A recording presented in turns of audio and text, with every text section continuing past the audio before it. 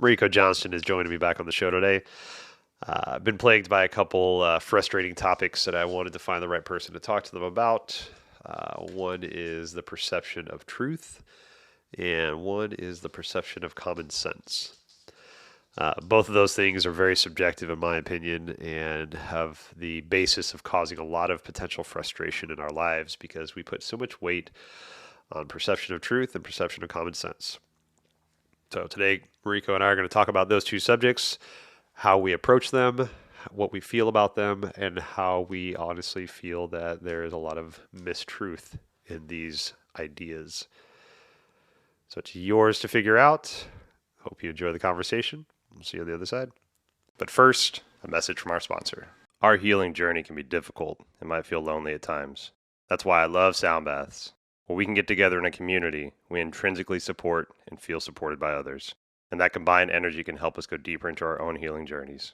And all you have to do is just lay there for 1 hour and listen to beautiful healing sounds. I'm a sound healing practitioner, and I hold sound baths on a regular basis in the greater Seattle area. You can find my next sound baths on my website at adamrealhealing.com. That's Adam, A-D-A-M, Real, R-I-E-H-L, Healing, Healing.com. AdamRealHealing.com. Your healing is worth your time. And now an uninterrupted podcast with Mariko Johnston. Welcome back to the show.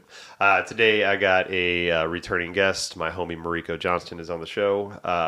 Mariko's been on one time before. We had a really deep conversation about stepping into our proper age. It was a beautiful conversation. Just kind of tap danced around a bunch of cool topics.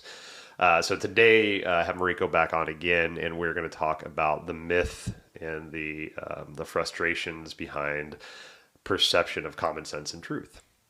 And so Mariko is a acupuncturist and practices Chinese medicine, is going for her doctorate in both of those.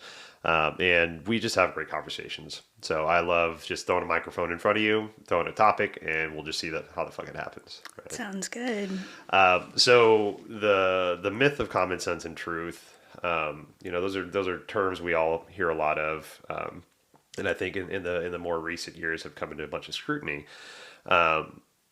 These topics came to me. I was sitting in an airport in Sacramento, waiting to fly back to Washington.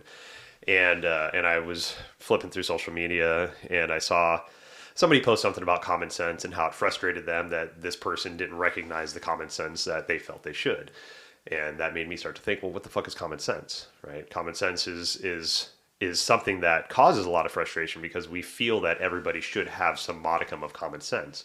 And in a way, we all do, but the commonality of that sense is different based off where you were raised, the culture you were raised in, the city you were raised in, the family you were raised in. Like it's all subjective based off of your history.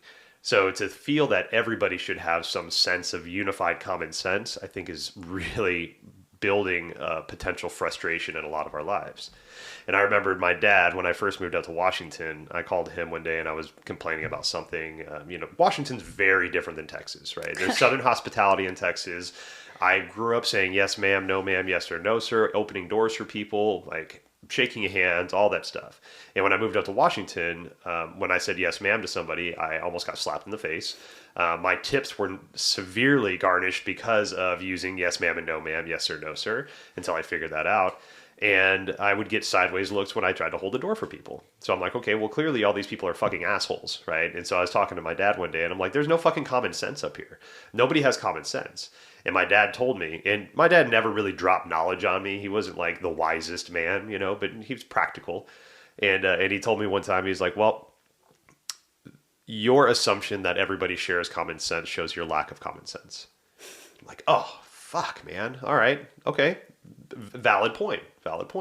So when I was reading through this thing on social media, that made me think of that and the frustration behind common sense. And then it made me also think about this post, and again, social media post from another person in one of my feeds. I was complaining about truth and how there's only one truth. There's a unified truth, and nobody should deviate from that truth. And again, that triggered me, and to be like, well, truth is subjective, right? Because what's true to me might not be true to you. Like, we'll just take colorblind, for example. How am I to tell somebody that's another human being that's blood breathing, standing upright, doing all the things humans should do, how can I tell that person that what they're seeing, I see as blue, they see as red? How is my truth more prevalent than their truth? Right. So even like looking at something like color blindness, which is not really a thing, right? It's just differences of color. We recognize colors in different ways, not necessarily blind to colors. How am I going to tell that person that their truth is wrong? Because my truth is right. Right. So there's all these different things that are kind of wrapped up in what we consider a truth, what we consider a common sense.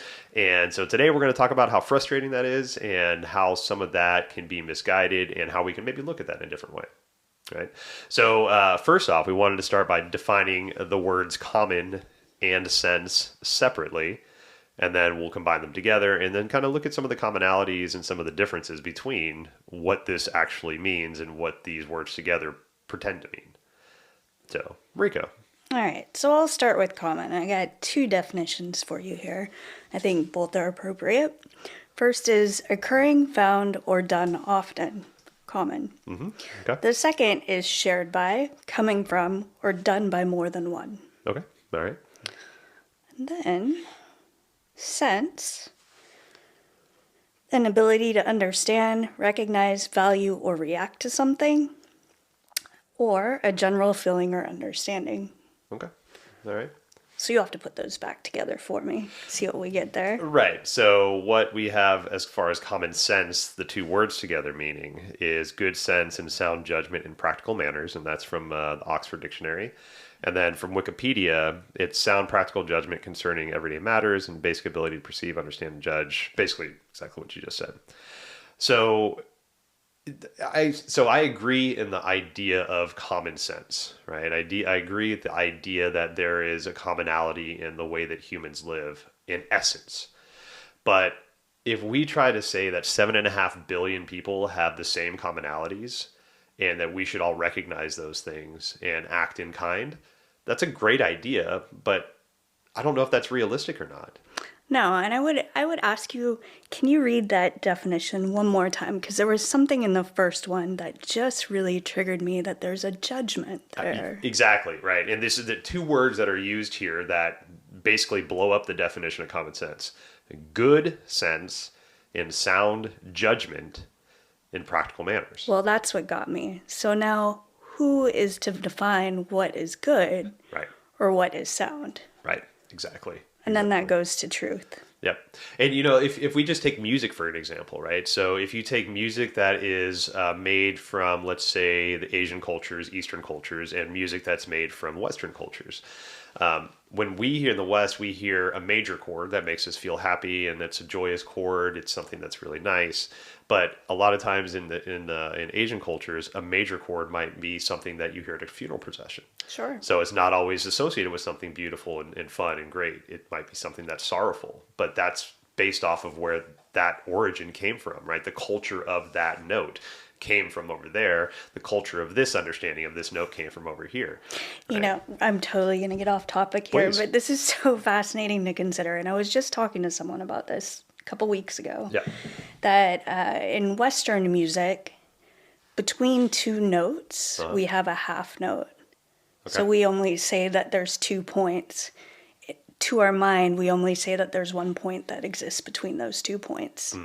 Now, say you listen to Indian music, and I'm not sure how many points they might have between two notes, but they have quarter steps and 8 steps.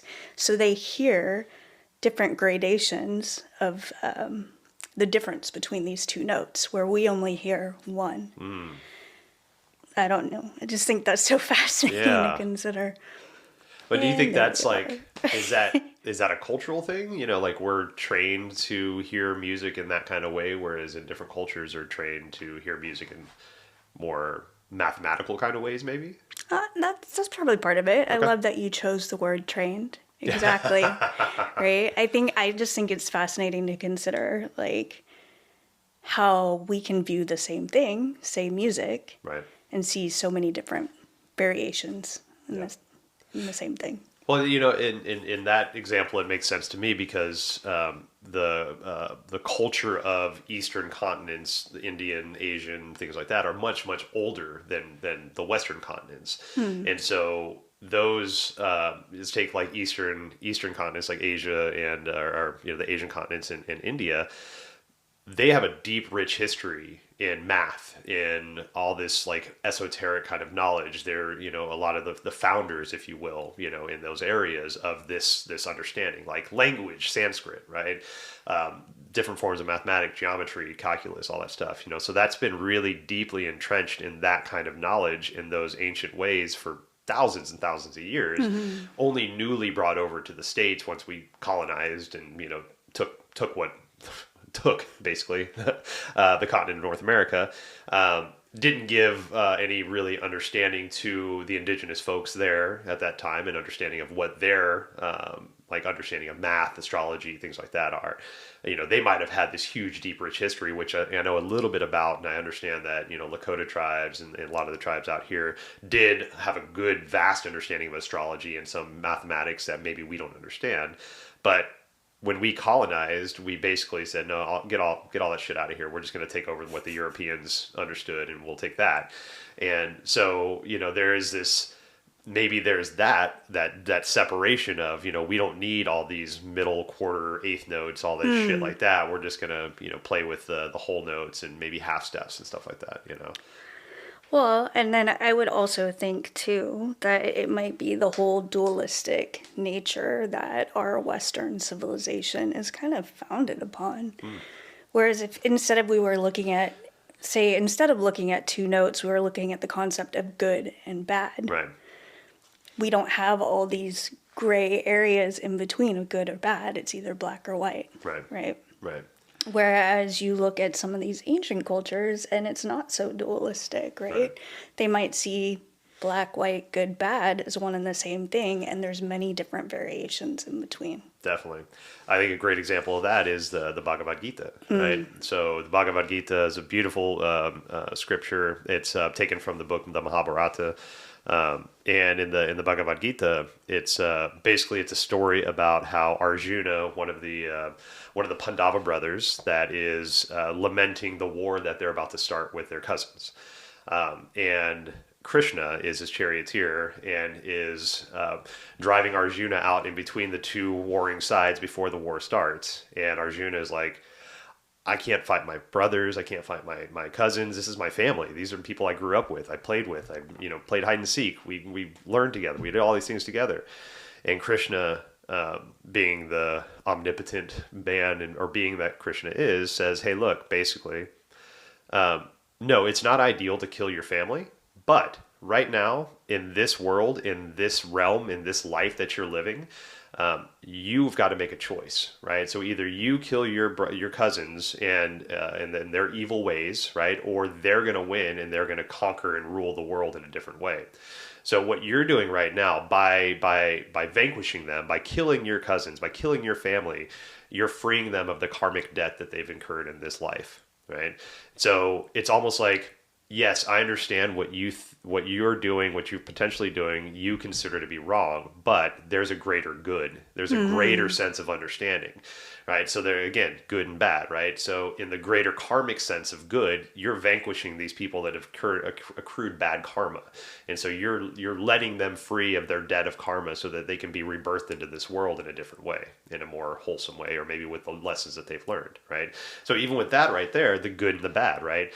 It's bad to kill people, but in a way it's good because you're freeing them of their karmic debt, right?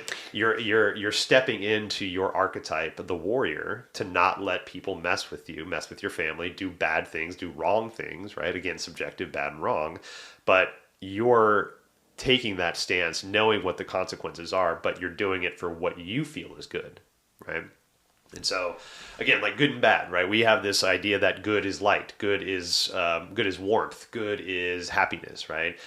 Dark is bad, dark is cold, dark is scary, right? But that's only perception because we've been birthed into that since we were cave people, right? When we woke up in the morning, we looked out in the daytime, we could see everything that could potentially harm us. We were warmed by the sun, our crops grew, right? We weren't scared, right? But when the sun goes down, we can't see the things hiding in the shadows.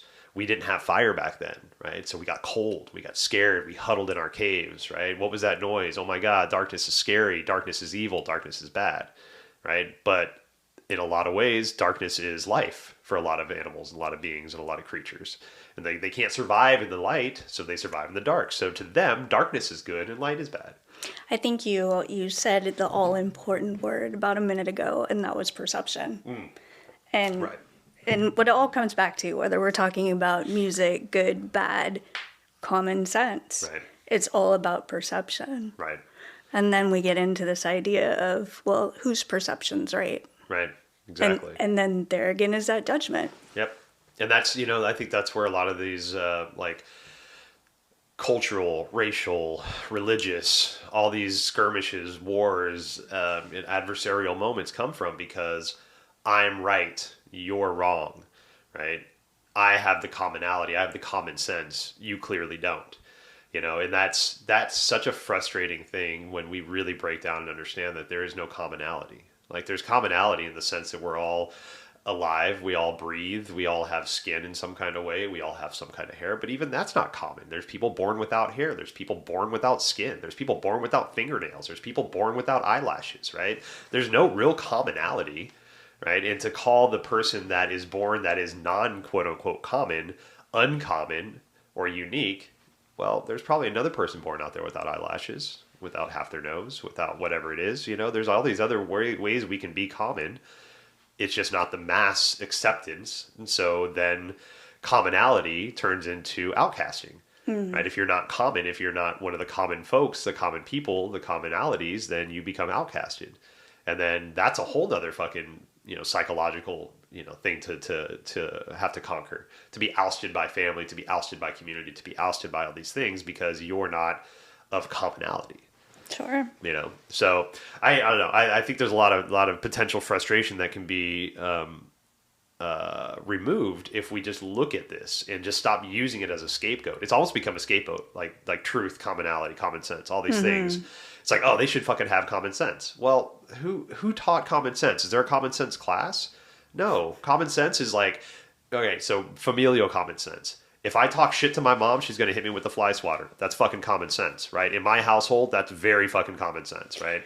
If I show up late to a thing that I'm supposed to be a part of, I'm going to get grounded. That is my own personal common sense. Now, that doesn't mean that if I show up late to work, my boss is going to ground me. No, that doesn't really make any sense. They might fire me, they might write me up, but I'm not going to get grounded, right? So there's no commonality in there. I mean, there's common punishments, there's common... But it's just, there's so many layers of it that we just toss at common sense that it doesn't really hold weight anymore. Well, I'm curious, where did you learn, or how did you figure out that a certain behavior would lead to a certain consequence or a certain reaction? Right, okay. I think it's, having that experience, right? If you are... like maybe repeating that experience. So Sure. like saying please, right? Say, hey mom, can I please have that piece of cake? Yes, you may. Thank you. Cool. Okay. When I say please and thank you, I generally get what I want, but that doesn't always mean it. Mom, can I please have $1 million? Hey, get fucked. Thank you, mom. Appreciate that. Right? Well, there you go. So you did something and you got the same outcome multiple times doing the same thing. So that meant in the future that you expected to have an outcome with this specific behavior. Right. And I would think that common sense is kind of the same way, right? Like somewhere along the line we learned that if I behave this way, then somehow it's okay or good, whatever judgment that you want to put on that. Right. And if I don't behave this way, then there might be some certain consequence or outcome. Now, where did that come from? Experiential. Right. Right. So, okay, so with that breakdown, so what we know about the brain at this point in time in our lives is that the brain loves patterns. It loves to make patterns because it saves energy. Shortcuts. So exactly. So when it can see that shortcut and we can see the pattern, it doesn't have to reinvent the wheel. It doesn't have to exert this extra energy. It just says, oh, cool, maroon scarf. You've seen a maroon scarf? That must be a maroon scarf around your neck. I have no idea. It might be just like a pair of pants that you've tied in a cool loop around your neck. And now that those pants have become a scarf. But to me, outside looking in, it's a fucking scarf, right? So the brain, maybe common sense is a function that we've just we've labeled the brain with, because the brain works in patterns, the brain works in commonalities in a way. And we all have a sense of sorts, right? So maybe that's a shortcut that we've just called the pattern making section of the brain to call it common sense. But when we have common sense and we rely on that pattern making part of the brain, it's bound to fuck us over, right? It's Sure. bound to be wrong on occasion. And if we're not aware enough to accept the fact that, okay, maybe common sense doesn't work sometimes, and allow us to be present in that moment where common sense isn't, right? Maybe that's part of the jarringness and the frustration of common sense, of the lack of, is that now you're jolted out of this pattern making brain function, and you're ultra conscious and aware that shit's not the way that it's quote unquote supposed to be in your head. And that causes a disruption in your own mental stability, because like, oh shit, now I have to be present and actually deal with this. Why do you have pants wrapped around your neck, Mariko? Why can't that just be a fucking scarf? You know, like. So what I'm hearing you say is that it's challenging your perception, Right. when you view someone as not having the same common sense as you expect them to have. Yeah, I do. I think that is what I'm saying. How often are you triggered when your perceptions are challenged? And I wouldn't offer that just to you, but to anyone. Yeah, most definitely. I think, in the past, I was heavily triggered when my perceptions were challenged. Most definitely.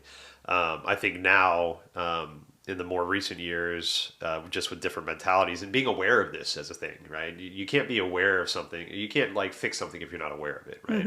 And so the awareness of my frustration around common sense and common knowledge and truth and stuff like that had to be triggered by something. And I, had a couple of examples earlier of social media posts, but social media posts are triggering in fucking general, right? But I think, we have to become aware of what our triggers are and why we're frustrated by whatever we're frustrated, so we can begin to work on it. And so the common sense, the commonalities, the truths, all these things, they're just such a hot button issue right now because people put so much damn weight into them. But I think what we're finally realizing is like, there are perceptions of truth that are not yours because you're not living every single potential life out there. I'm deathly afraid of heights. Like my feet sweat when I think about being high up, right? But somebody might just walk up to a bridge and jump off the bridge. Like, cool, wait, what's up? Gonna jump into some water or jump into a fucking parachute or do a little bungee jump. To me, that's batshit crazy and that's fucking not common. But to that person, that might have been their 5th time today that they jumped off that fucking bridge. That's common to them. So that sense for them is common. Or I'm just going to challenge your perceptions left and right. Please. Or maybe they have the same sensation that you do. They just enjoy it. For example, I am scared to death of heights. Yeah. But you know what? I love the adrenaline rush Okay, of my feet sweating and feeling dizzy. And is that sick? Is that wrong? I don't know. But, it just proves my point. Like, we'd never know. Right. We never know what the other person is thinking, feeling, what their perceptions are. Right. And I know that you have said that we have common perceptions, but I think, there is no absolute truth, and we can get into that later. But I think with almost certainty that there's no perceptions that are actually going to be in common. Right. 100%. I could agree with that there. I think we're blanket statementing a lot of this stuff, by using that commonality or perception. We have to realize that, like, we're all so very unique and individual with our personalities, with the way we approach the world, with our experiences, with our past experiences, our future ideas, that if we just expect this commonality between everybody, then, like, in a way, the world would be super fucking boring. Yeah. Right? What's the point? Right. If I know that, if I understand and expect your reaction every single time, then that takes some of the fun out of life. Right? So one of the things too is that I, with the words common and sense, we talked a lot about the individual definitions, but senses, right? So we look at the senses, like our 5 senses that we tangibly have, right? You can argue there's metaphysical senses, but like our sight, our hearing, our smell, our taste, our touch, right? More or less, we all possess some version of those, right? If you're blind, I've seen people that have been born blind that have turned their eye receptors basically into echolocating devices. There's this gentleman I watched on YouTube that's been blind his whole life. He's in his 30s now. He can ride a bicycle in a fucking park clicking at trees because he can echolocate like a bat now. And like, that's fucking cool, right? So your eyes no longer need to be used, so that sense is being diverted into your brain into something different. That's fucking cool, right? Brain smart, right? We're smart individuals. But like the way that I sense something, like I've worked in restaurants for 20 plus years.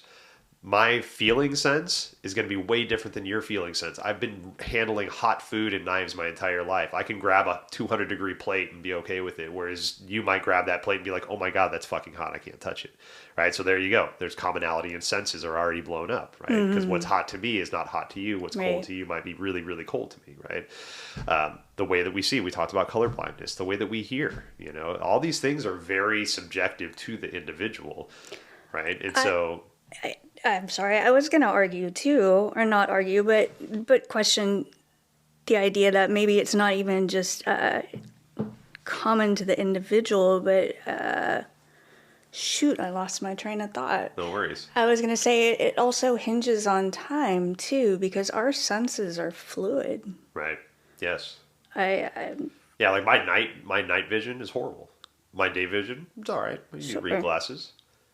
And then also those things can change too. Yeah. Right? Yep. As we get older, as we have experienced different traumas in our lives, if we have like an accident that happens. Sure. And where one sense might be taken away, it makes the other stronger. Like we talked about with the gentleman that was blind. So when we lose a sense, we could gain more in other senses. Right. And that can be something that is a gift in a way. Right. I lost my sense of taste, but now my hearing and my sight are very, very good because now I have to make up for that in some kind of way. Right. There's a couple words too that I want to throw out there that have the prefix of common in it. And this was something that came to me a couple years ago that I've been kind of ruminating about and just, love the play on the words and the ideas behind them. Just wanted to think what you think about this. So we have the word community. Right? Community, common unity. So we have a common unity together. So we've decided what common, as we've united, what's going to be common, and we're going to work towards that. Right? So community. Compromise, common promise. So we have a common promise together that we've agreed upon that, okay, so this society is going to promise to adhere to whatever laws, rules, ideas, blah, blah, blah, right? And then compassion. Right? We share a common passion. And because of that common passion, then we open up our hearts to the understanding of what that compassion can be, right? So there's a lot of words that are kind of wrapped up in common sense that use the com kind of prefix to it, right, that are beautiful, right? But they're also, I think a lot of the times, like, to me, these words really hang true in the indigenous cultures when we were living in societies of like 50 to 150 people. We can know all 150 people, these little villages that we lived in. A lot of times, from my understanding of these indigenous cultures, a lot of those early villages were intermingling together, so they didn't know whose babies were whose. So everybody kind of raised the babies together, and we had this beautiful like community kind of idea. So within knowing 150 people, like we can intimately know and understand what's going on in their lives. So with that, there can be a common unity, right? They can get together and say, hey, we're unified as a group. What do we want to stand for? What do we want to work towards? We can promise that together. We can have a compromise with that, with our common unity. And then with that, we have this passion that we're working towards, and that's our compassion, right? So you can have that in these small groups, but we've blown that up. Right? We blew that up a long time ago. We have cities that have millions and millions of people. We have countries that have billions and billions of people. Like, how are you supposed to intimately know everything that's going on in their lives to where you can have a common sense, a common unity, a common promise, or a common passion? Sure, and I think also we live in an age where the individual is put above things that we might hold as common community or compassion or these things that you're talking about. So, and maybe from that perspective, it's easy to be triggered by hearing things like common sense. Right. Because then we kind of bristle at the idea of sameness. Right. And that's a really good point about the individuality. We've developed so many technologies now to individualize the community. There's no longer, the big push to have a community. Shit. I can't tell you. We moved into this house about a year ago, and I know 2 of the maybe dozen neighbors that are around us. right? And we know one set of neighbors because they're our direct next door neighbors and we share a yard. So we kind of have to have some understanding of what's going on. And then our neighbors on the other side of them, they're friends of ours already that we yoga with. Right. But outside of that, we haven't really made that attempt to meet the other dozen or so neighbors in our cul-de-sac and the families that are there and all this stuff.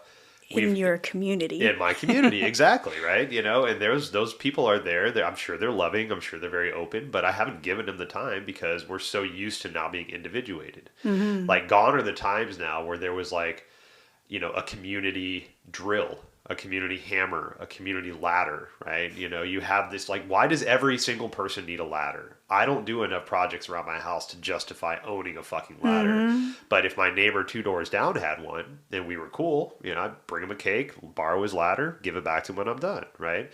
But do I need to have a ladder because I'm going to use it once a year to change a goddamn light bulb or a smoke detector? Probably not. But now we're at the point now where we don't have community. We're not so intimately close with our neighbors.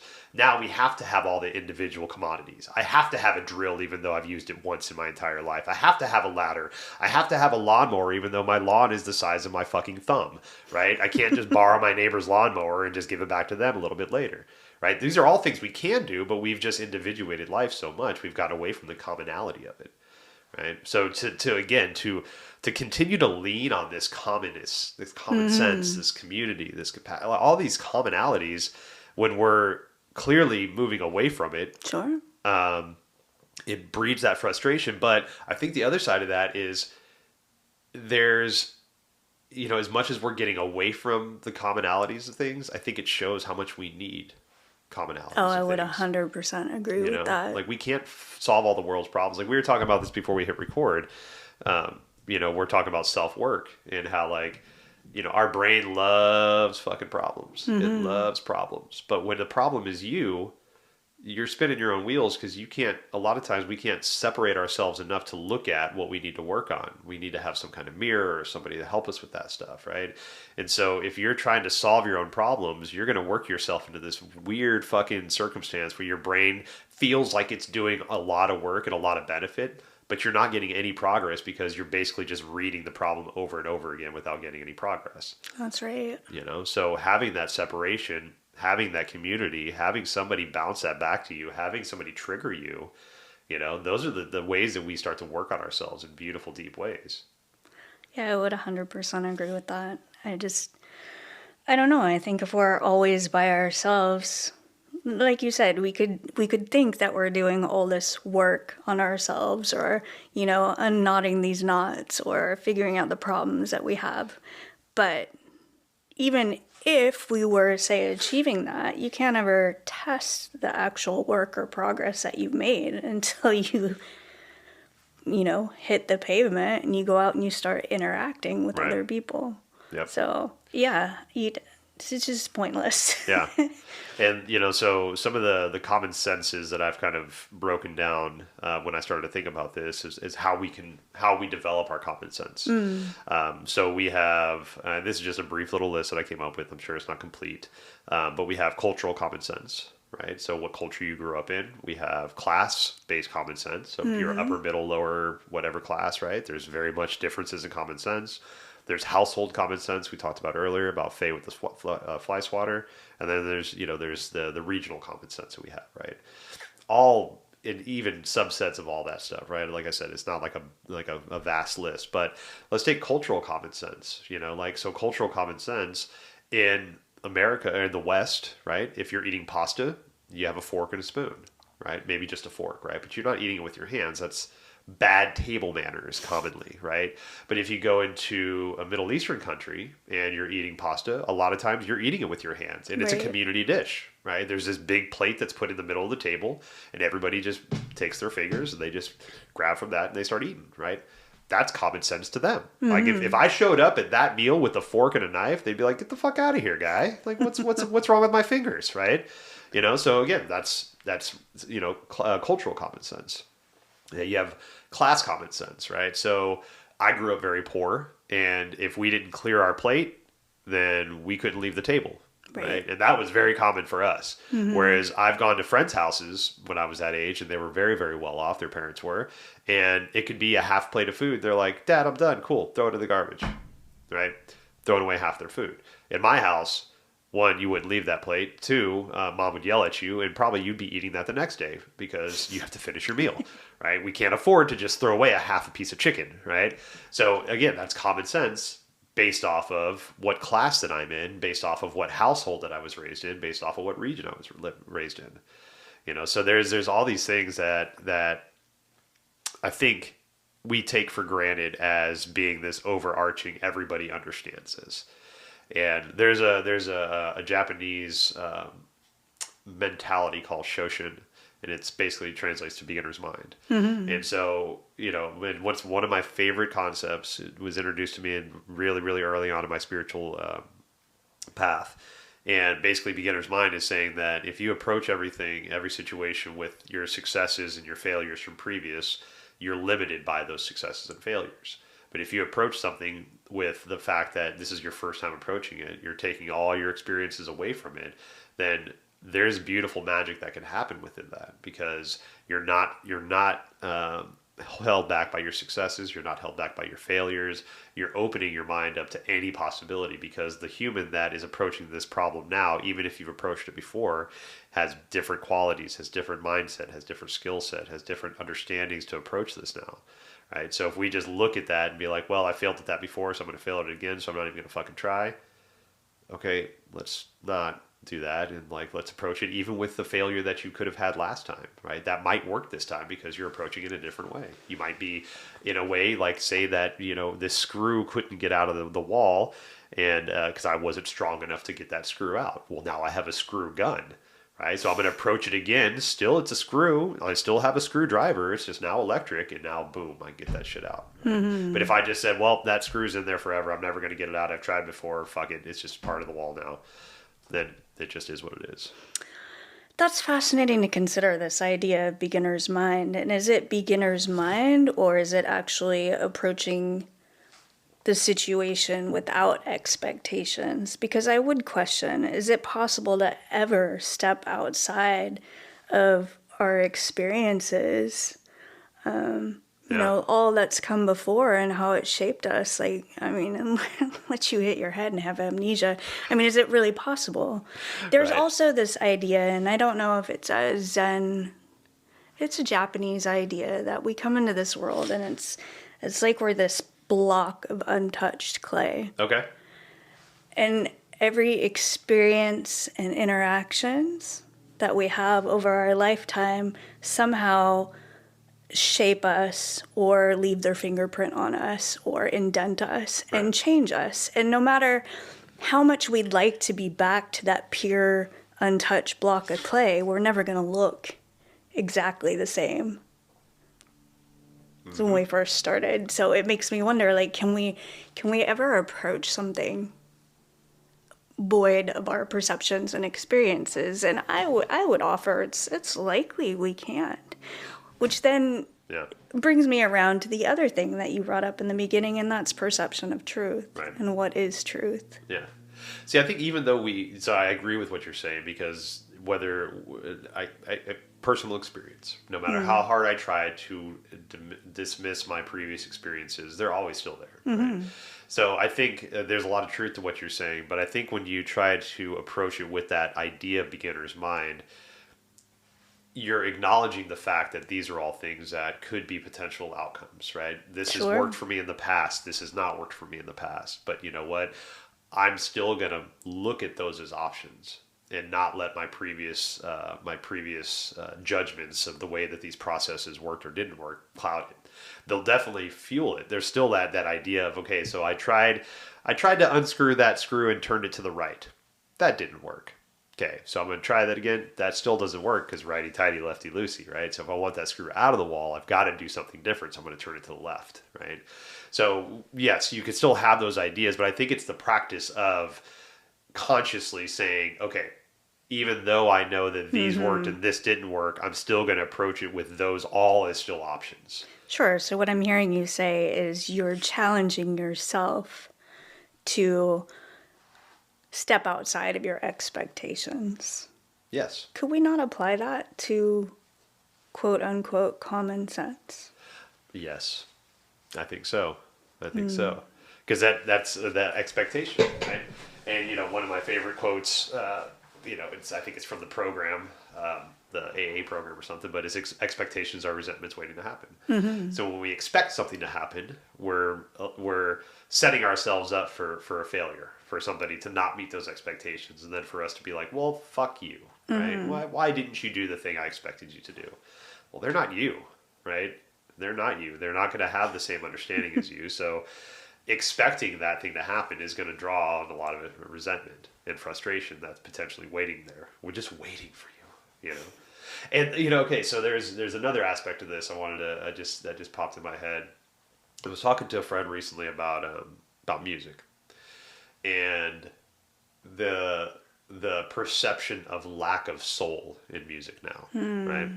And so I love talking about music. It's one of my favorite things. And so we got this really deep conversation about music. And one of the things we kind of came to a conclusion is that right now, the way that music is produced and recorded, it's no longer analog, right? We're not doing it to we're not doing it to tape, right? We're recording to, megabytes and processes and shit like that. But I don't have a number, but with the majority of music you hear on the radio, the recorded music is quantized, right? So that means every beat is put exactly to a specific measure.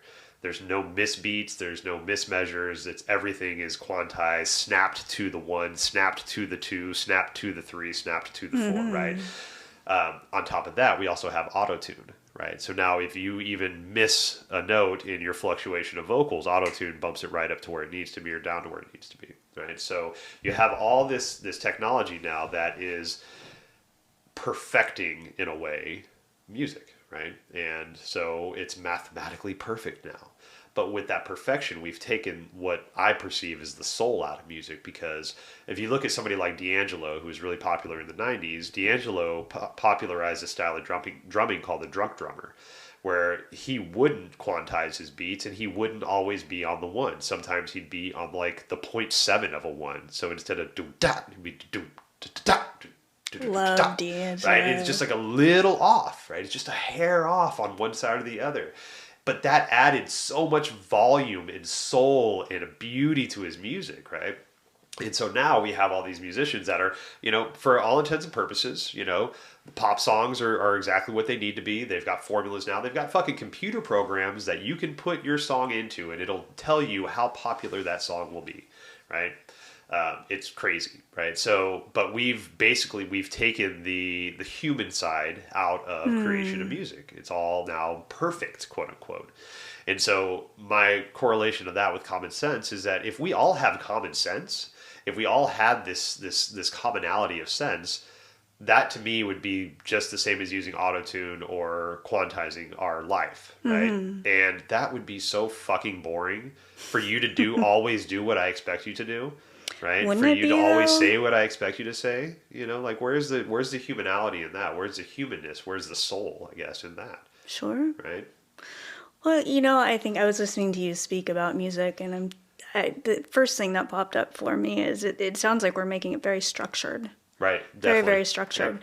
And I wonder, and it's not just music, we could look at a ton of different examples of how we're making everything so structured so we have everything perfect every single time. We expect it to be that way. And I wonder if that's, in a sense, the reaction, like the inverse, the yin yang to this idea of everyone becoming so individualized. Since we're all wanting to be so different and not have things in common, are we inadvertently creating structures so that we have some commonality? Interesting. Yeah, just a thought. No, it's definitely, because there's a sense of, in a way, you have to realize how beautifully individual you are to then realize how much of a part of all of this you are and how insignificant in a beautiful way that you are, right? So we have to realize individually that we are this beautiful being that's been blessed to this planet, to then realize that we are now a part of this entire living organism and are working towards the unification and the beautification of that organism in whatever way it is, right? We don't know what our full part is that we play in that, but I think, there's that beauty of realizing how individual you need to be to realize how much of a part of everything you need to be. Sure. I think that we haven't quite gotten to that point yet, Yeah. or we feel how much we need to be a part of something. I wonder where we lost that thought or that sense. We'll get back to sense again. Right. Of how much we actually do need each other. Yeah.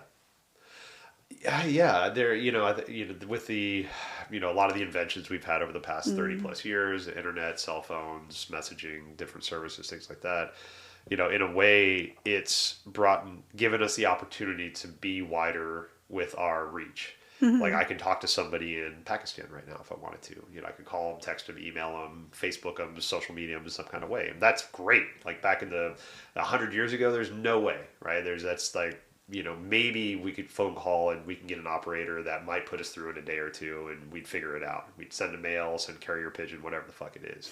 Now I can instantly get a hold of somebody in a different country. And that's pretty crazy.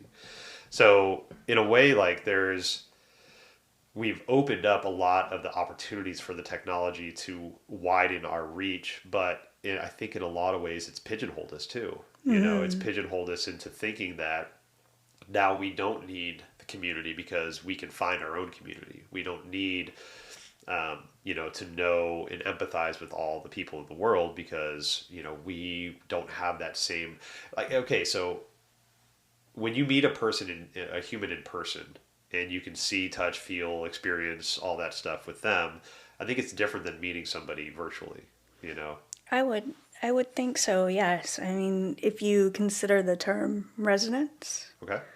Is it possible to have a sense of resonance with someone that you're meeting, say online or using technology? Right. As opposed to, say, me sitting across from you, our energy field, or however you want to look at it, is actually interacting with each other at this moment, and we're reaching some kind of resonance. I don't know. I don't know the answer to that. Can we have that? Yeah. I think we're finding ways to do that because we're kind of forced to. But I think there's a natural inclination to be able to feel that with a human-to-human interaction. There's we've kind of gotten away from this ability as humans, but our intuition used to be very, very strong, right?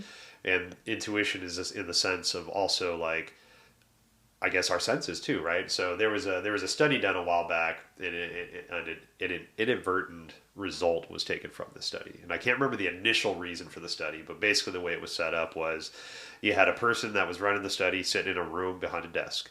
And the person that was participating in whatever study would come into the room. The person, there was a gentleman that was running the study, stood up, shook the person across from the hand. Hi, my name's Adam. It's nice to meet you. Have a seat. I'll be back in just a minute, right? Make yourself comfortable. And then the person would leave, and they were videotaping the whole thing. And so, again, I don't remember what the initial reason for this study was, but what they found out was 50% of people, after that person introduced themselves, excused themselves, they sat down, 50% of people smelled their hand. Now, whether they realized it or not is a whole different story, because they once they figured out this was happening, they started interviewing people afterwards. Hey, did you realize you smelled your hand after we? They're like, no. They showed the video, like, what the hell? I had no idea I did that. What they're hypothesizing is that we used to be able to smell pheromones. We used to be able to smell hormones on people, right? So I could shake your hand, smell my hand, and know if you were upset. Kind of like a dog smells another dog's butt, right? There's a lot of information that goes on with that, with the pheromones, with the hormones, all that stuff. So in a way, like, we used to be able to do that. We used to be able to have that understanding through smell, through sight, through touch, through, like, I could feel the sweatiness of your hands when I shook your hands. Be like, oh, you might be a little anxious, a little nervous about this meeting. Right, so we have those things that are built into it, but we've also gotten very far away from those things because, for whatever reason, right? So trying to reenact that and trying to really have an understanding of like your chemical compound through a virtual meeting, that takes away a lot of the senses that we have and the ability to understand on a deeper way of like how you showed up to that conversation, how you received me, and all that fun stuff, right? So there's a lot of assumptions, I guess, that could start to happen from the lack of intuition with that. Assumptions. Yeah, it's a good word. Yeah, there's a so with the technology, since we're talking about it, One of the reasons that we developed schooling, at least in the West, and even the initial ideas of the invention of the internet, was to create some kind of common knowledge, right? So if everybody has the common subset of knowledge, then we can go from there as a society and build from that, right? And on paper, I think it all looked good, right? Let's teach everybody 2 + 2 = 4. Let's teach everybody how to what a verb is, what a noun is, and how to fucking put all this shit together to make a sentence, right? Let's figure all that stuff out. Hey, this is government, and this is the way that government works, and this is social standings, and this is the way social standings work, all this shit, right? And it seemed like with schooling, at least, it seemed like we were on a good, quote unquote, good path with that. There was common knowledge that was being imparted. Whether it was good knowledge or not is a whole other fucking podcast. But with the invention and the popularization of the internet, again, that was meant to share common knowledge now on a worldwide scale.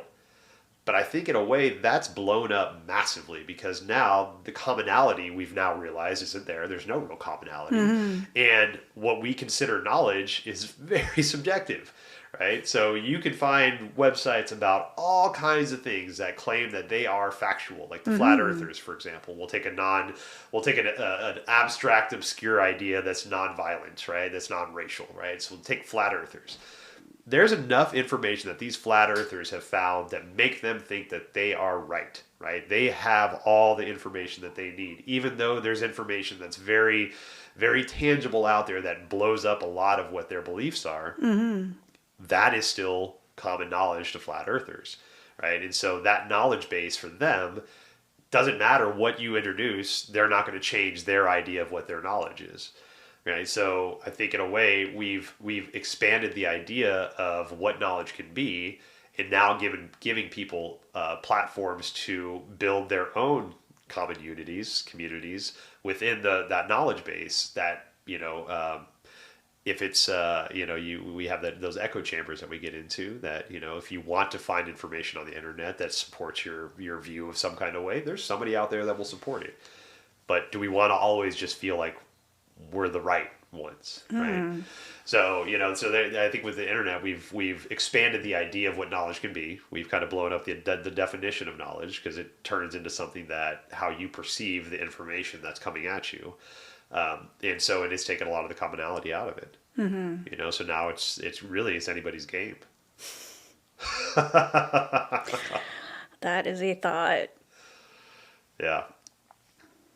I don't know if we'll get past that either. I think, once you open that, that idea, that perception, Pandora's box, right?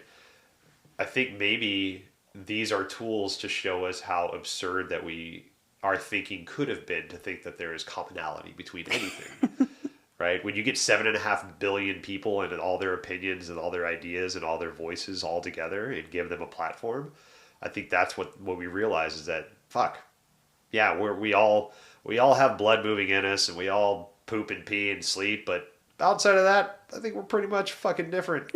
We're all different. So what do we do with that realization? That's a good question. Well,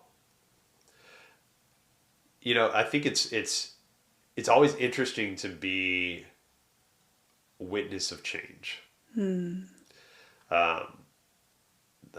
This is not my idea. I can't remember where I heard this from, but and I'm not being political by any means. I'll just use this as an example. But what's it?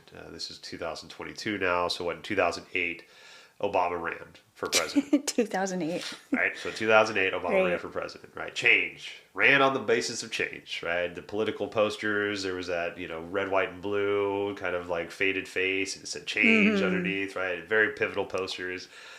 It excited a lot of young voters. Change. Fucking change. We want to change, right? Well, as we've now realized, change is one of the hardest fucking things we could possibly do.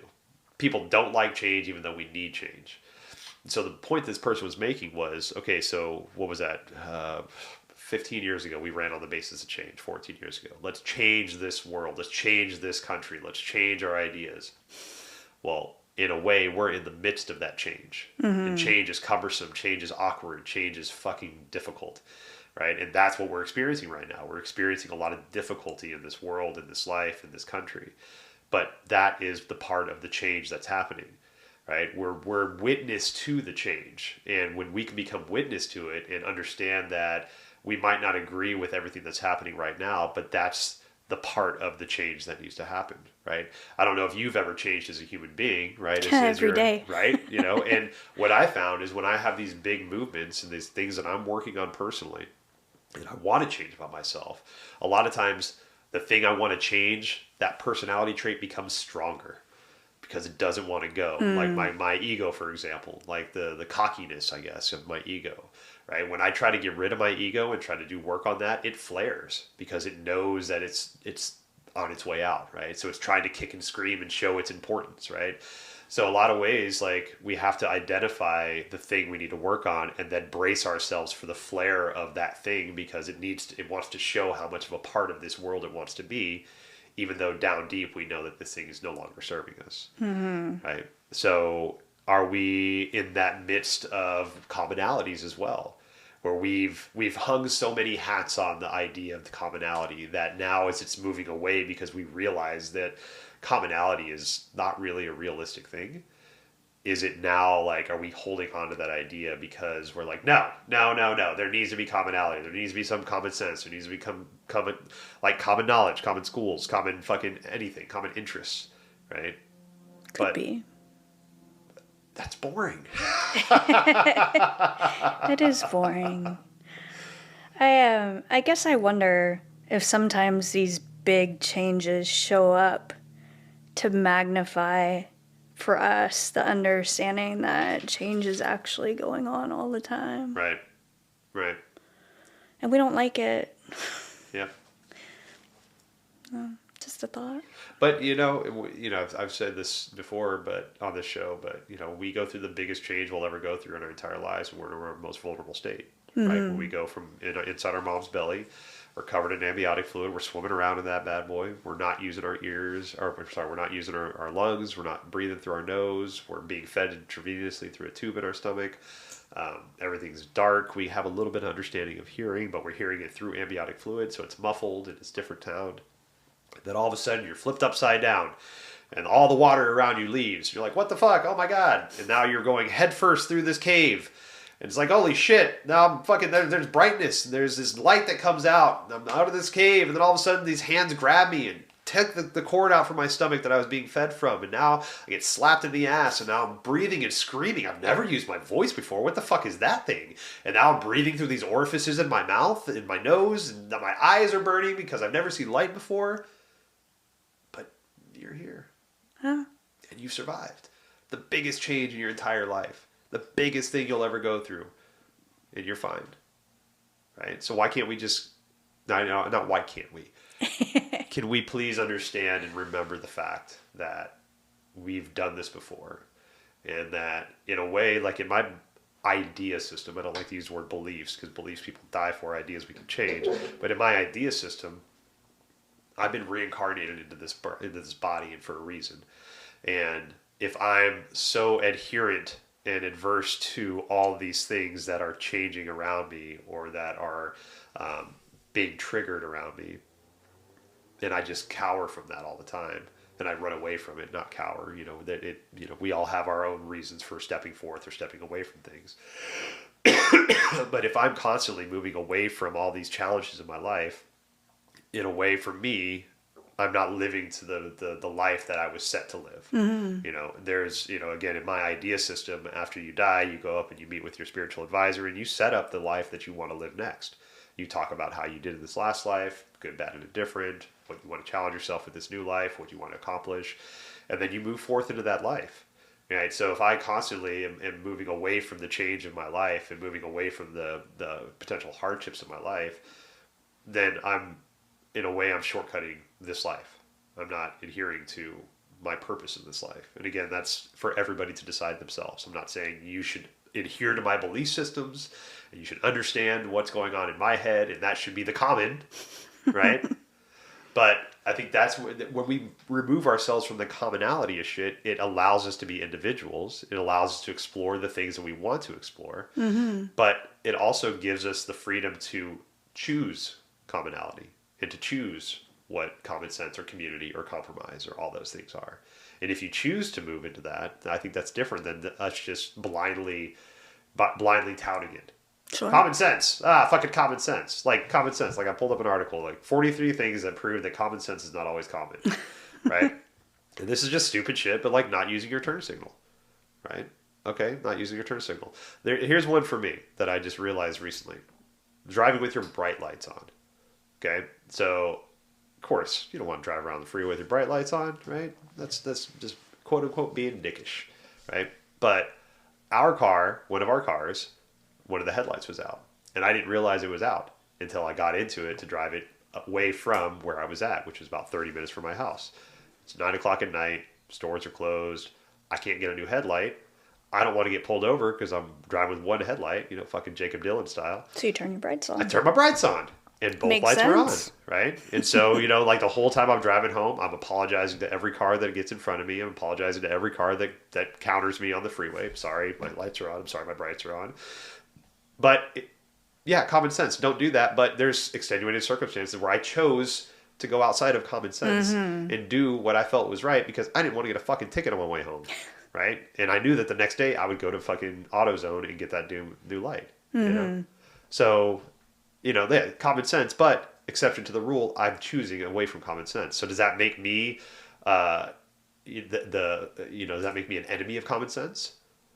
No, I'm acknowledging what potential common sense could be, and I'm choosing something different, right? So maybe that's part of it too, is like, we acknowledge that there is a potential commonality of this, and I'm choosing to step away from that.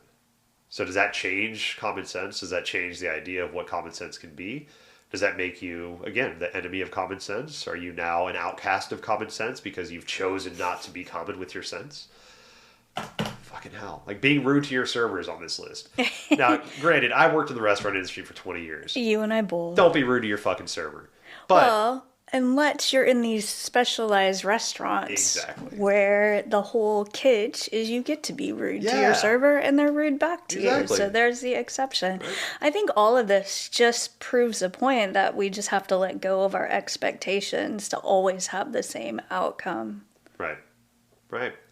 Like walking around, like I remember the first time I saw somebody with a Bluetooth headset in. I was working at Olive Garden up here in Kirkland. And I was just watching the front desk, the host stand, while the host was doing a check or blah, blah, blah, whatever. And I watched this person walk in and pace back and forth in the lobby, talking to himself, having a very long conversation. And this is probably 2002, 2001. Seemed very strange back then. And I'm like, what is... And I'm like seriously considering like calling somebody. I'm like, who the fuck is this guy talking to? Like intently, like having a dramatic conversation. And then he stopped... took something out of his ear and said, "Hey, what's up? I'd like a table for two." And I'm like, oh, okay, got it. You have a headphone set of some sort, right? And so like, okay, we have Bluetooths, right? But people still walk around with their phone on speaker, right up to their ear. I can hear everything that person on the other side is saying. I can hear everything that you're saying, right? Common sense to me is like, let's have those private conversations. Let's have that be private, At least like take the person on the other end out of it, and I can just hear your side of the conversation, which I don't want to hear anyways either. But I don't need to hear the full conversation. But again, like to me, that would be common sense. Don't obstruct everybody else's auditory experience with your fucking conversation right now. But maybe that person's worried about brain cancer from headsets. Exactly. And that's common sense to them. Right. Not to put the phone close to their head or have headsets in. Yep. Like, I actually got in a conversation one time about, this is number 6 on this list, is not putting your stuff back on the proper grocery shelves. I had that conversation with my kid the other day. Like, we got something, she's like, I don't want that, put it back. And I'm like, go put that back where you found it. She's like, no, I'm creating job security for somebody. And I'm like, that's funny. That's dickish, but that's funny. I get what you're doing. Okay. But in a way, that person has to restock the store. They have to have things to restock. And so, like, in a way, I can see what her common sense was with that, right? This person needs to have something to do later on so they can justify their payment that they're getting paid. Maybe give them an extra 5 minutes of work to do, so cool. I'm going to put this meat over here in the potato section, and then that person can put it back in the meat section later on, right? To me, that's just being a dick. You should walk over and put it back where you found it. But I like that your daughter could think outside of the box. I do too. 'Cause, you know, it's when you said that, put things back where they're supposed to go. It just, for me, it just screams trained behavior. Right. And I'm human, so I fall prey to this too. Like, I definitely have my trained behaviors, but we gotta question these things all the time. Like, where did they come from? Right. How much am I going about my day just repeating things that are just trained behaviors? And so we still have truth to talk about a little bit. But there's so trained behaviors. There's a gentleman I listen to named Zach Bush. He's a doctor, oncologist, and a microbiologist, all this stuff. He's a phenomenal human being. And there's a talk that he has about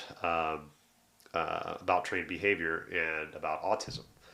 And so there's this indigenous prophecy that between the ages of 2017 and 2027, that decade-long period, humanity will remove the genes in their bodies for processing fear and grief.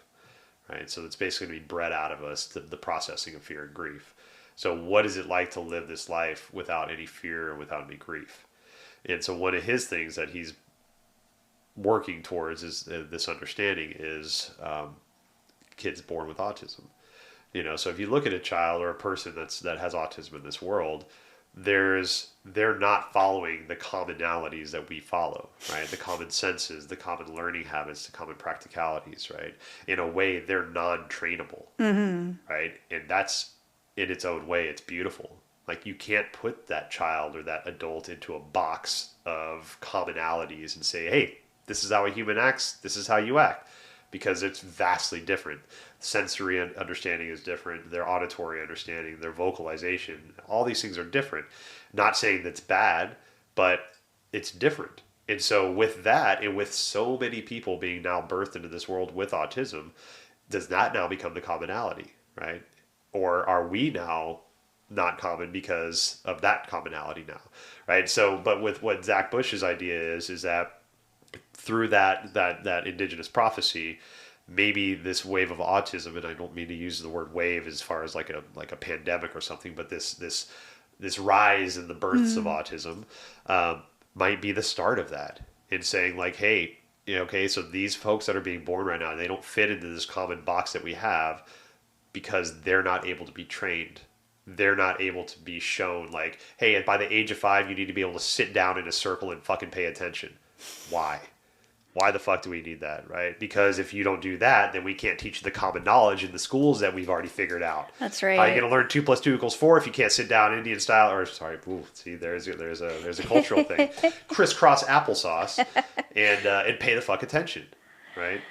I've often wondered. I have a brother with Asperger's, and I have often wondered. This is probably not a popular sentiment, but I have wondered if they're more evolved.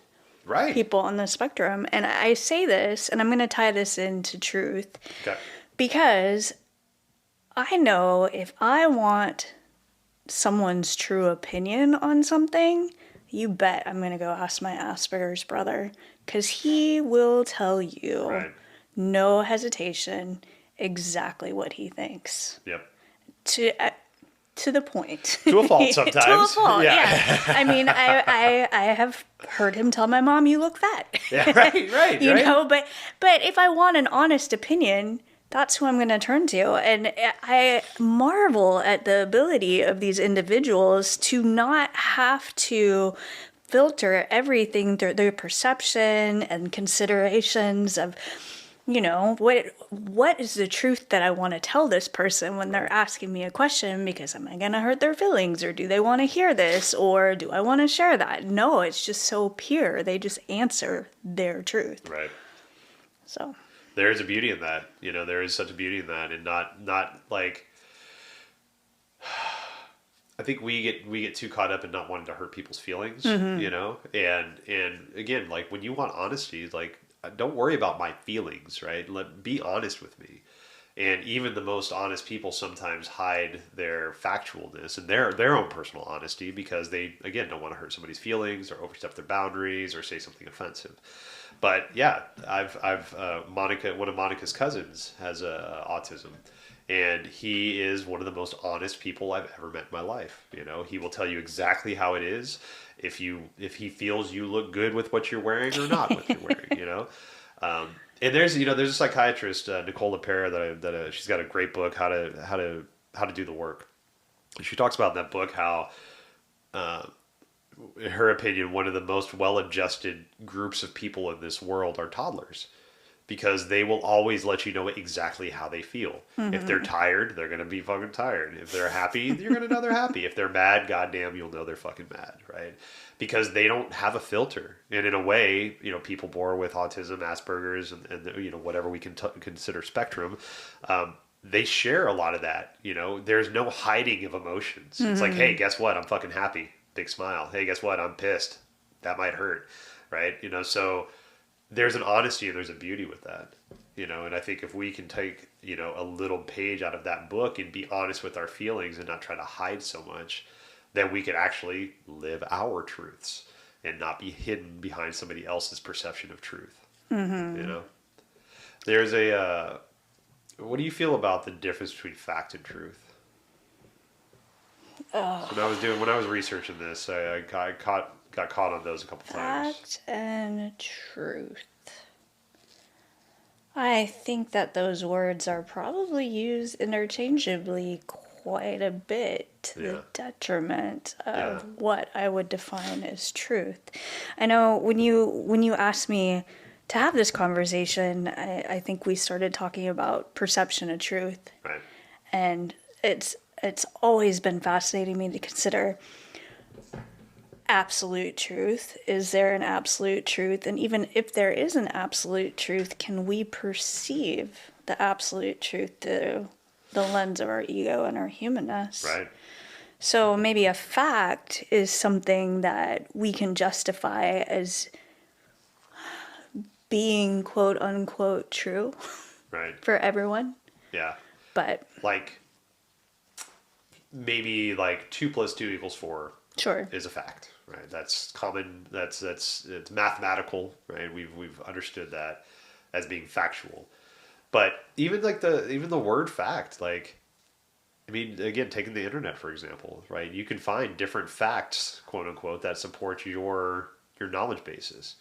Now, whether or not that's 100% factual, I guess based off of who's reading it and who's writing it and who's saying this is acknowledged by this academy of scholars to prove that this is true. But even with that, there's I can't remember the name of the doctor, but there was a doctor that wrote for one of those prestigious medical journals. And he had a bunch of articles that were submitted and, just stuff research that he's done.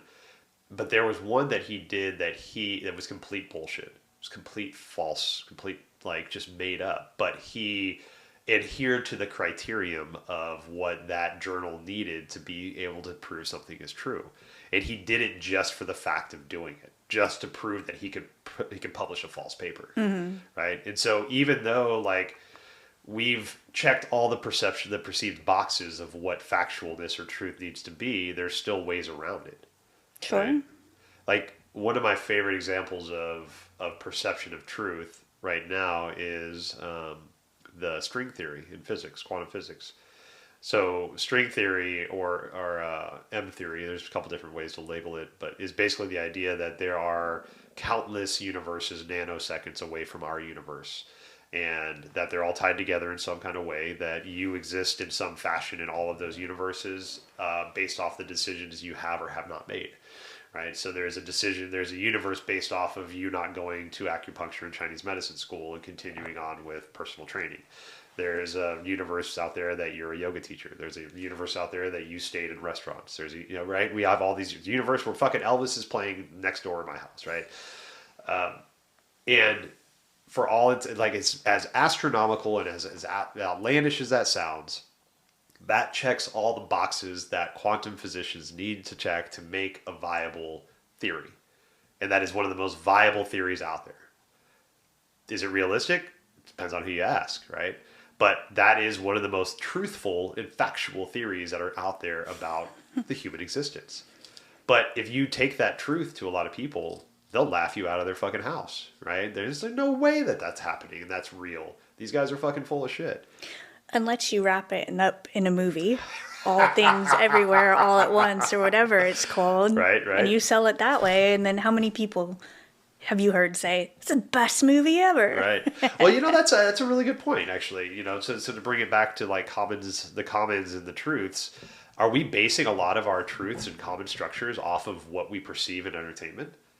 Oh, What we see in the movies, the TV, what we experience on TikTok, what we experience, and all these media outlets that are entertaining in a way. And now we're putting all this weight into the commonalities of what they've decided as being common. Yeah, it makes you really question what influences you, on a daily basis. Like, yeah, most definitely. There's a lot of theories out there right now about how, the government's been, and I'm not trying to be conspiracy at all. It's just things that I've come across in my travels, but how the government's been influencing Hollywood for decades and decades and decades to help us as the human race get used to these concepts and ideas of what is being kind of spoon-fed to us, right? So now you look at the new information that's been coming out about aliens recently, how, the Navy and the military is saying, oh, hey, look, we've been flying with aliens for years. Look, here's some fighter pilots flying with aliens or racing each other and all this shit. And then the uprise in alien abduction movies and all this shit, it's like, hey, one of the ideas out there is, are we doing that in movies and TV shows to get us used to the idea that there are aliens out there, and so that when they do finally come to us, that we're not super scared, we're still apprehensive, but we're not like, oh my fucking god, everybody killed themselves, we're being abducted by aliens now. Do you consider that it's called programming for a reason? TV program. I love that.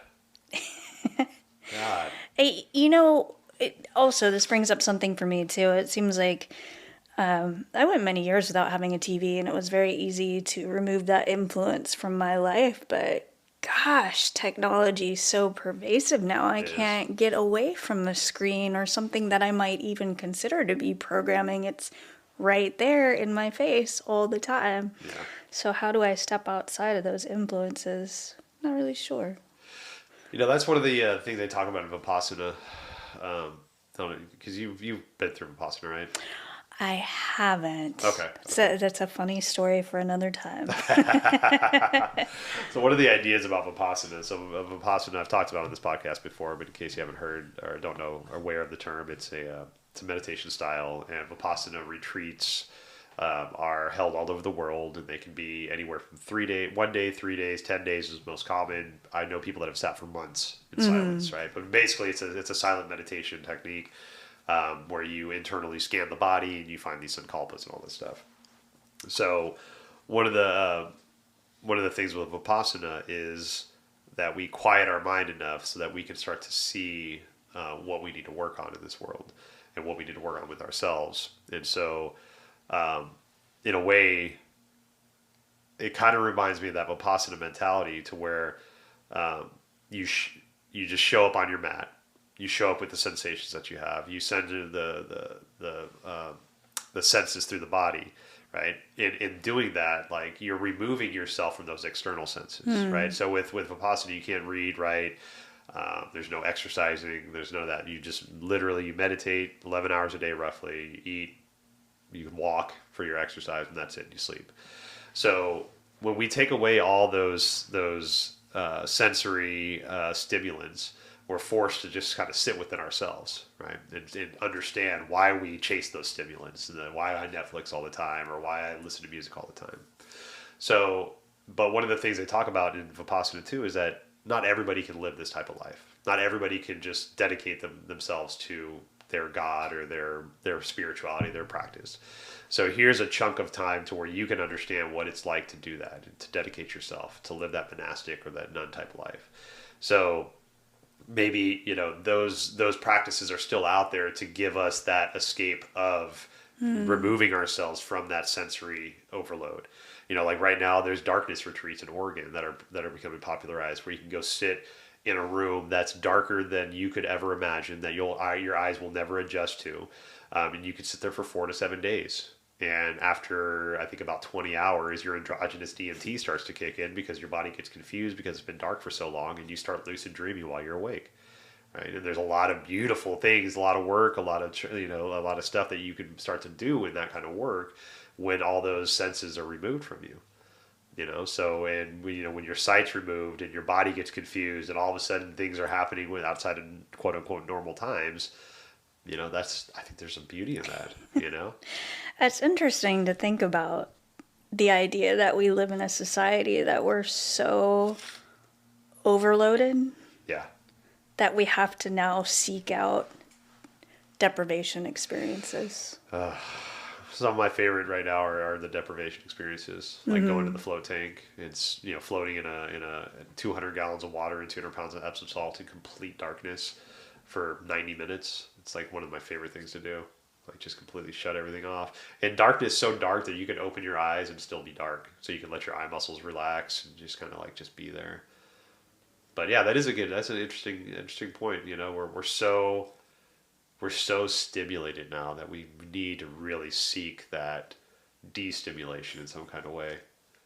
I heard Aubrey Marcus talking about he put a dark room, I think, in his house. That's not surprising. It's not surprising, but it's like it's the age that we live in. Yeah. Yep, totally. I mean, shit, they have hot yoga studios you can put in your house, the hot yoga domes. There's like one person dome you put in your house and eat up probably more power than you'll ever want to eat up, but you're going to be hot and sweaty in your own fucking house. Where are we all headed? I wonder that a lot. Yep. Well, I think, that's a beautiful question to ask, and I think, we can arbitrarily ask that question, but I think there's a very few people that I can actually answer it. And I don't know if it's a collective we or it's the internal we. Like me and my trillion cells, where are we heading? Yeah. Because I think there is something with that too. Like when I have my gratitude practice and when I have my meditations now, and even when I'm like sitting before sound baths, I ask as a universal we, as an us, not just a me, because I realize that it's not just me. Like there's so many things happening inside my body to make me. Like so many individual things that are happening that in a way I'm bastardizing the self that I am by saying me. It's a we, it's an us. Like we're all together in this. Like there's this guy Charles Eisenstein that was talking a while back, and he was like, think about how the way we talk about our bodies. Don't touch my arm. Well, who the fuck is my? I'm Adam. This is Adam's arm. This arm is Adam. This is part of Adam. This is Adam. Don't touch Adam. Like if I say my, it shows possessiveness. Am I possessive of myself? No, I am I. I am me. Me is Adam. Right? So when we start to even talk about ourselves, it's like, oh, my heart. Well, do you possess your own heart, or are you your heart? Your heart is part of you, right? So, a lot of this stuff is like, how are we talking about it? How are we conditioned to approach these subjects and approach these esoteric kind of ideas if we're encumbered by the limited vocabulary that we have to explore these fucking topics. Speaking of Aubrey Marcus, one of the favorite things that he says that I like to say is words are the greatest adversary of the poet. Right? Like you can look at something, you can look at that rose and feel what that rose makes you feel. You can smell the fragrance, you can see the essence of it, you can see the water glinting off the rose petals and blah, blah, blah, all the things. But if I try to explain to you with the way that rose makes me feel, that could take volumes of pages. I could fucking sit here for hours explaining the intricacies of how that thorn makes me feel to you, when you could just look at it and get your own perception of it. So, we get messed up with all these stories that we tell ourselves. Back to the stories. Yep. The stories, the conditionings, the truths that we seem to live. Like to a lot of people, their truth is that they have a God, and they pray to that God, and that's their truth. But if you go across the pond, there might be many gods. There's not a God. There's 47 gods, or there's no God. Are you going to tell an atheist there's a God and that they're wrong? That's their truth. No, they're entitled to their truth. Like, there's beauty in atheism. There's beauty in not believing that there's something bigger than you out there. I've seen it. I don't believe that. I do believe there's something bigger than me, but I'm not going to push that belief on an atheist because they found peace in their belief. I'm going to shatter their belief system just to appease my belief system? Fuck you. You know how hard it is to get peace in this world? Fucking live in that damn peace, man. There's nothing out there bigger than you. But, you know, you still have your morals and your ethics that you live by, and that's great. You're still a good human being, and for whatever fucking good means, you know. Why am I out there to have you bow down to my truth and bow down to my commonalities of senses? Maybe they're all right. Gosh, truth. Truth. Question everything. You know, that's the thing that, you know, have a healthy skepticism going into anything. Yeah. Like, you know, it's okay to have healthy skepticism. Like, I live in a metaphysical world. I don't just go around believing that everybody has the abilities that they say that they have, right? I don't also sit there with the clipboard and be like, prove it. Show me that you can see my fucking mom behind me. Like, draw a picture of her, you know? Like, there's like, you know, those healthy skepticisms that you approach life with that can either be embraced and be like, yep, I'm still a skeptic. I don't believe you. Or they can be blown up and be like, holy shit, you've done things that I've never seen a human do before. Cool. Now your truth has changed. Mm-hmm. You know, like my truth was very set in stone for a long time. My perception of truth was set in stone for a long time until it wasn't. And now anything is an option. And that truth being blown up is one of the most freeing, beautiful things that could have ever happened to me. Perception is based on our stories, and our stories can always change. My favorite perception quote is, perception is 9/10 of the flaw. That's a good one. Yeah. And I think, you know, I think the main reason I wanted to have this conversation is to just shed some light on some of the accepted perceived absurdities that we've just moved towards in society. And again, like, started this conversation by saying that I find there's a lot of frustration wrapped up in perception of truth and common sense. Mm-hmm. And if anything, I hope this conversation just gives light to the fact that there are different ways to approach this. And not in the sense that you should abandon your truth or common sense, but give you an opportunity to question it, as if this is actually really what you believe in and what you feel.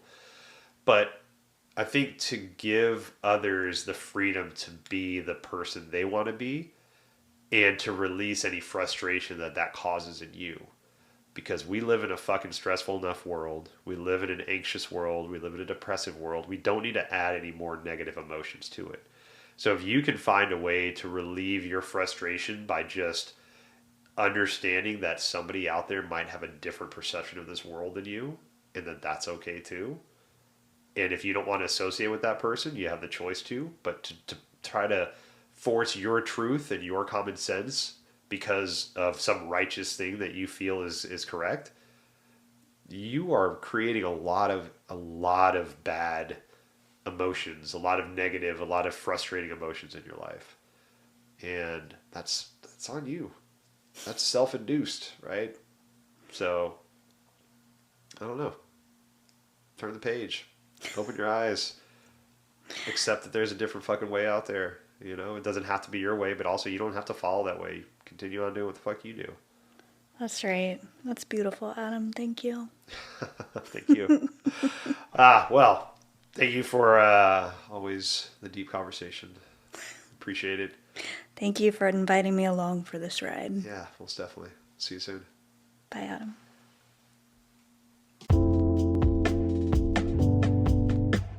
Thank you so much for spending time with Mariko and I. Please like or subscribe to the podcast, show your support, and reach out if you have any questions. Obeisance and love. We'll see you next time.